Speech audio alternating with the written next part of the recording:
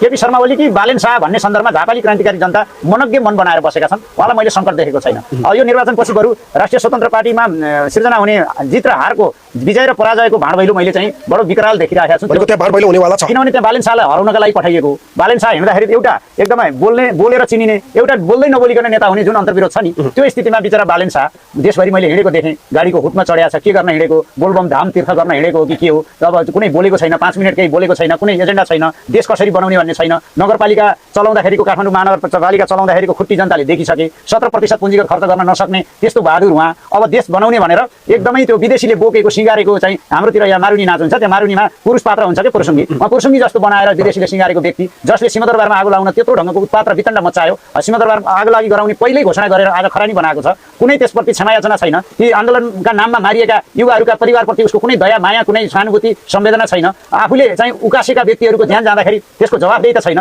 यस्तो गैर जिम्मेवार, यस्तो चाहिँ वितण्डतावादी, यस्तो विदेशीले सिँगारेको व्यक्ति, यस्तो व्यक्तिसँग केपी ओली जस्तो देशभक्तिको चाहिँ एउटा पर्याय, राष्ट्रिय अडान र स्वाभिमानको त्यो चाहिँ शिखर पुरुषको पराजय हुन्छ भनेर कसैले कल्पना गरेका छैन। मैले त विश्वास गरेका छैन। झापाली क्रान्तिकारी जनताले बालेनलाई जिताउने र केपी ओलीलाई हराउने काम गर्दैन।